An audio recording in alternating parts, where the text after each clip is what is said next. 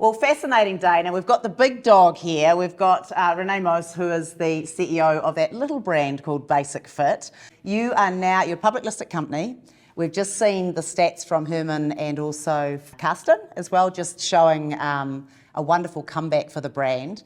So tell us a little bit about BasicFit, because you started off, you were just telling us off camera, 300 clubs. You're now at... We're now at, to be exact, 1,285. 1,285 clubs. And Open. you're in the HVLP sector, which the budget sector, which is just absolutely performing really well coming out of COVID, correct? Right. Yeah. So a little bit about BasicFit. So we are active in 6 countries now, and we're a Dutch company. I started in Holland, then moved to Belgium, Luxembourg. But living in Ibiza, which is hence the tan. Living in Spain, living in paradise.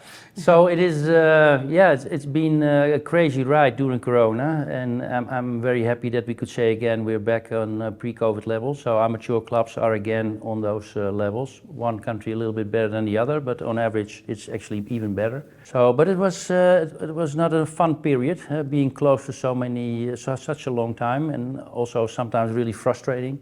Like the restaurants and the bars in France were open and the gyms had to close, which you just can't believe it. But anyway, overall we came out well. What is it about the Dutch that seem to live in, based in this tiny little country, and yet they seem to dominate so many different areas? And he's saying that because he's married to one. I am married to one. But well, then you know. Then it's better you explain. But it's quite impressive, though. Really, you've grown to that size from such a country where you would say there's relatively limited potential if you count the number of clubs you could open in Holland. Yeah, Holland is with 17 million inhabitants was a really good country to start, because we started off with mid-market, by the way, so under the Health City brand name. That was successful for a while, but what we saw in other countries that the low cost, the planets of the world were much more successful. So we slowly switched from Health City, the premium mid-market model, to Health City Basic. We first called it Health City Basic. But yeah, people didn't understand it really, so we were making advertisement, Health City Basic, $19.99, and they would go into one of our premium health cities, and then it was €99. So we had to pick a second brand name, so that became BasicFit, and and slowly we turned around all the health cities that we could turn around to the BasicFit model, and then start opening new clubs. And yeah, when we got listed, we had around 300 clubs. That was in 2016. Yeah, now end of this year we will have 1,400 clubs open. We are building at the moment. We're opening like four clubs a week, which is that is crazy. And you're serving about, I think if I remember the numbers, about 3.5 million. Yeah, we have now over 3.5 million members, which is it's good. Of course, we're never satisfied, right? We're in countries where the fitness penetration is really low. Belgium, France is like 7, 8, 9%, while in the Netherlands it's like 16 or 17%. I think the US is even 22. So there's still a lot to do, not only for BasicFit, but for every fitness. If it's a boutique or a premium model, I think for all models there's a big opportunity still in Europe. But yeah, we are focusing on taking a big part of that potential growth. A lot of people look at your part of the sector and they think, oh, it must be basic. But actually, I know enough to know there's a lot going behind the scenes. You have a very thorough digital journey and things like that. How do you see the business? Like, what are you pushing for now in terms of innovation and serving all of those members? Yeah, I think we try to make it as easy as possible for the customers and personalize everything. If you're a male, you get a different than a female. So you get different. Somebody who's been in the gyms before, or somebody who's just starting for the first time, they get a different journey, of course. So we're really personalizing things. We have the 24/7 opening that you don't have to think, is it open now, or you can always go. And we have invested a lot of money in security. So in every club we have like 25 cameras. We have a security room that's open 24/7. So yeah, we have been, the main thing, I think the main driver for people to go to a gym is that it's close by. Right. I don't think it's the €5 more or less which is making the big difference, but I think the main driver has to be close to where you work or close to where you live, and then you will join. That's one, and then the second has to be clean, of course, and Yeah, it has to be easy in and out. In the early days with Health City, we signed everybody on a 12-month contract and made it difficult for them to cancel. Even big companies still now ask people to go over to the club to fill in a form to cancel it. If you do it like that, then of course they will never come back, right? So we make it easy to stop, so you can do it by phone, you can do it by computer, you can do it in a club, you can do it any way you want. And I think because fitness is not as interesting as playing golf or playing tennis, because then you can win a match, hit a great stroke, or you have a great feeling, that's something, but yeah, a dumbbell is a dumbbell, right? So you're not going to get the same feeling as winning a soccer match or a tennis match or anything like that. So it's, in a way, it's boring, and you need to have a lot of discipline. So people stop, but they start again. So if you make the journey to start easy and the journey to stop easy, then the chances that they return to you is very big. What do you think, as you know, you've been in, you know, the industry, you've been in it for a long time. What do you think has really been some of the reasons why you guys have won amongst? Because there's been a lot of competition. You know, I know prior to you guys, in Holland, the Fitness First were there a long time ago, and they were in all the countries that you were in. But you guys have had a lot of people trying to compete with you, but you seem to be the dominant player within Europe. What would you say have you has caused that success, if you had to put your finger on it? Yeah, well, I think the focus on the members. I think we are really focusing what is good for the member. I think that is one, and we are focusing on a cluster strategy. So we are opening a lot of clubs. Let's say we have a city of 100,000 inhabitants, then we typically open 3 clubs, because then there's always a club close by. So instead of going all over France, we first went to the north of France, opened the first 100 club. Then we went in the Paris region, and then we went. So we're doing it. Actually, we're doing it city by city, and so we were thinking about 30,000 people, 1 club. That is how we think about it. So if it's 90,000 people, we want to have 3 clubs. But the thing is, what other competition is doing, they open 1 club, right? And then you open 1 club, let's say in the middle of this city of 90,000 inhabitants. But then you will never open a second, because that will hurt you. But we are looking at that city and saying, okay, then we need 1 club here, 1 club there, and then we are the logical choice. So we're doing it city by city. I think that is the big, and then you're the logical choice in that city, and then you're top of mind, because if they think about fitness, they have to think about you, right? That's what we heard today in some of the speakers.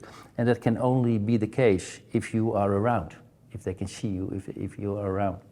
So instead of going to, if you go back to the good thing is we were able to make a lot of mistakes and still survive. So with Health City, we made a lot of mistakes. If you look back, we did so many stupid things, unbelievable. But we still were able to have enough cash flow to continue. But we learned a lot from that. So we went from 1 country to 3, and from 3 to 6. Well, that is stupid, of course. You should go first, be the logical choice in 1 country. When we went to Belgium, we first focused on Antwerp. Once we had 40 clubs in Antwerp, we went to Brussels. When we had 40 clubs in Brussels, we went to the next, and that's how we conquered. Conquered is a big word, but that's how we. That's how we. You could probably go with it. That's how we grew our company in, for instance, Belgium, and that's how we're doing it actually in every country. So let's take Spain now. So the first 40 clubs were more or less in Madrid. And after we had like 50 clubs in Madrid, we went to Malaga.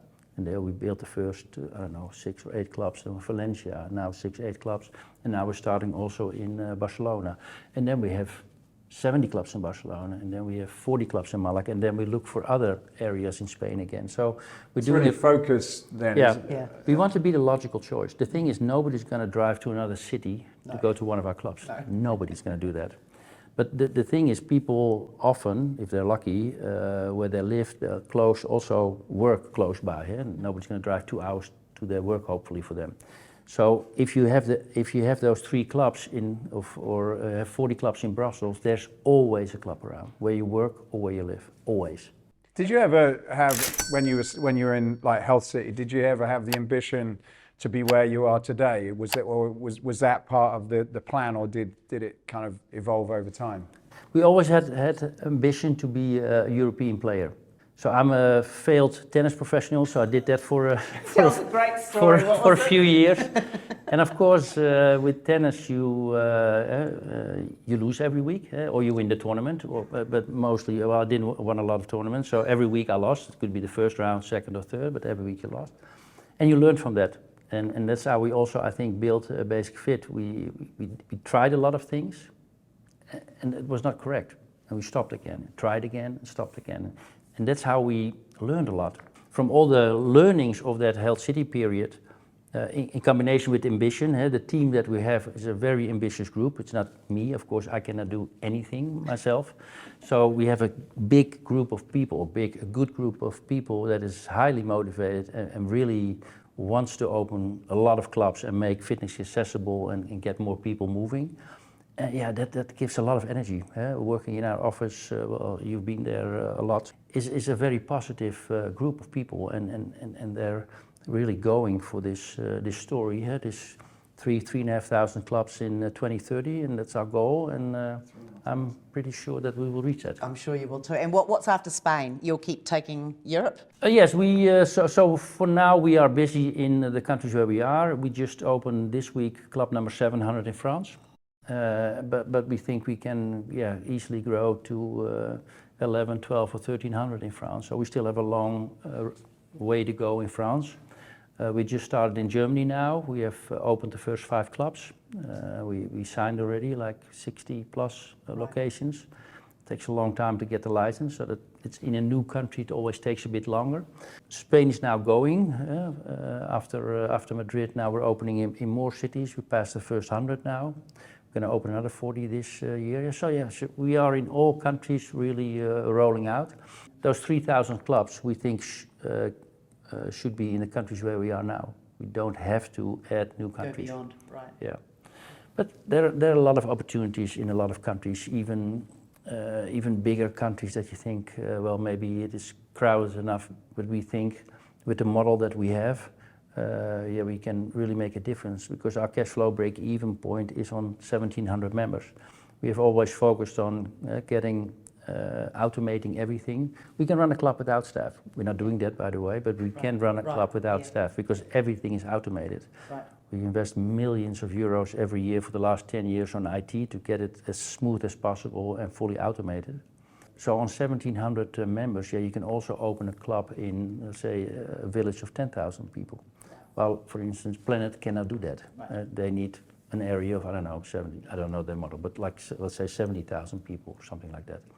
So with being cash flow break even on 1,700 members, you can go also to smaller places and still give a real club experience, because our clubs on average are 1,400 square meters. That's a real gym, right? You see a lot of clubs with 500-600 square meters, and then they have the showers in, and they have a small GX room, and the strength and cardio, but then you actually have nothing, because then you have everything a little bit, and you always have to wait if you want to do something. But if you have a box of 1,400 or 1,300 square meters, you can put everything in. And you can also follow the trends then. So if the trend is running on your hands, well, we can make space so you can run on your hands. So you can always go with the flow. You can always go with the new things. My last question, with such a big voice, I guess in Europe, and just with such horrific lockdowns and periods, were you able to use your power as a businessman to really help with advocacy, like politically, joining associations? And I know that BasicFit did a lot of things to be one of the voices in those conversations. Yeah, I think we spent a lot of time and a lot of money on it in all countries where we were active. Looking back, it was not wise that we didn't spend that time beforehand, right? So it first has to go wrong before you find, hey, I need those politicians to really have them listen to the fact that the bar is worse than a fitness facility. Bars where they drink alcohol sitting close to each other, and a fitness, there's a big and you're looking after between yourself. and you're working your body. So do you feel like they heard you? Do you think we're in a different space now? Yeah, oh yeah, definitely. I think in all countries, France, all countries are way, we know how to navigate it. How to navigate it and talk to them. We hired professional companies to help us with that, but we have made the contacts ourselves now, and that's going to help.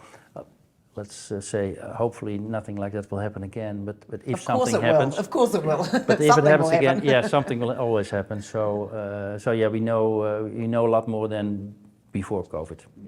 My last question then. A lot of people here are trying to crack the formula and a lot of conversations are going on from people who are just getting into the business and at different stages. And I guess you're certainly one of the success stories. What would you say has been one of the most difficult parts of the business to crack and get right when you sort of look back on your career?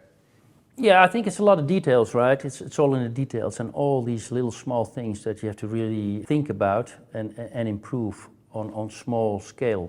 If I look to the total market, I think not everybody should focus on low cost, because if there's only low cost gyms, it's a terrible experience. You need to be able to go to a boutique or do other things as well. Because as I said, it's kind of boring, right? The dumbbells and the treadmills, there's a lot of investment in equipment, etc., but it's still the same equipment, right? We still have the treadmill and we still have the same 7 cardio pieces, which we had 30 years ago also.